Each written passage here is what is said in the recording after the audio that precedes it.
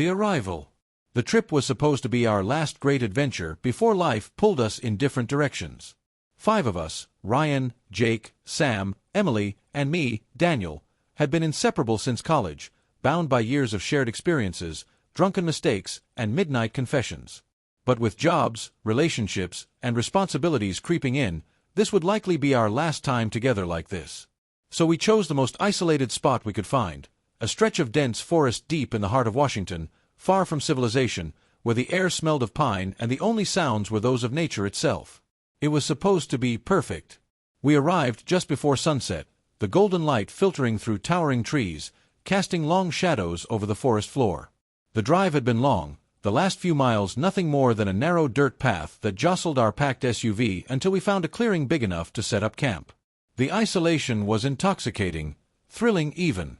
It felt like we had escaped the world. Emily was the first to mention it. "This place is eerie," she murmured, hugging her arms against the evening chill. Jake, ever the skeptic, rolled his eyes. "It's a forest, Em. Trees and bugs. That's all." But as I looked around, something about the silence felt unnatural. There were no chirping birds, no rustling leaves, no distant animal cries.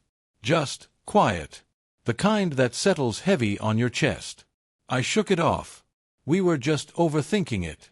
We busied ourselves setting up camp, pitching tents and gathering firewood before darkness fully set in. The fire crackled to life, casting flickering shadows that danced across the towering trunks. The conversation flowed easily, laughter ringing out in the still night. It felt safe within the glow of the flames, as if whatever unease we had felt earlier was just a trick of the mind. That was until Sam noticed something. "What's that?" he asked, his voice uncertain. We followed his gaze to the edge of the clearing, where the trees stood in tight formation like silent sentinels. A figure, tall, indistinct, stood just beyond the fire's reach, shrouded in darkness. A collective breath hitched in our throats. Then, as suddenly as we had noticed it, it was gone.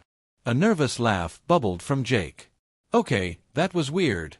Ryan, always the level-headed one, dismissed it. "Probably a tree trunk or something. The light plays tricks out here." But I wasn't so sure. The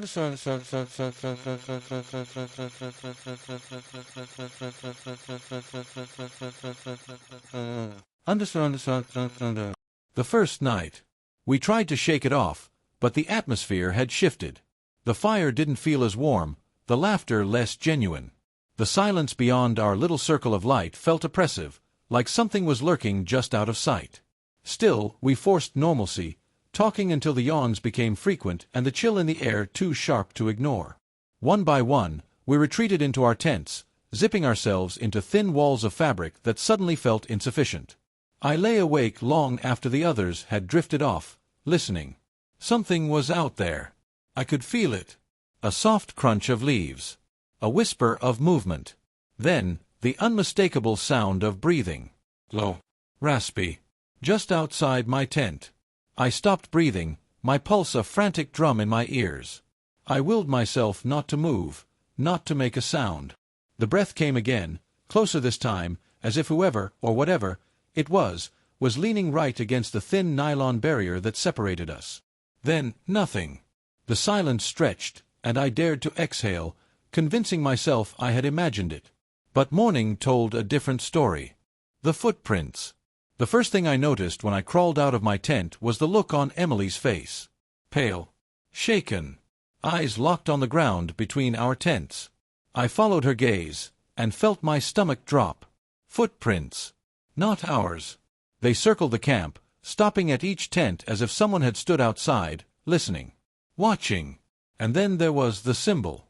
Scratched into the dirt near the fire pit was a crude, jagged marking, a series of interwoven lines that made no sense but filled me with an overwhelming dread. Jake swore under his breath. "Okay. Someone's messing with us." "But we're alone out here," Sam pointed out, voice tight. "Are we?" Emily whispered. A heavy silence settled between us. We had planned to stay for 3 nights, but in that moment, I wasn't sure any of us would last that long. Then, from somewhere deep in the woods, a sound broke the morning quiet. A long, wailing cry that sent shivers racing down my spine. It wasn't an animal. And it wasn't human either.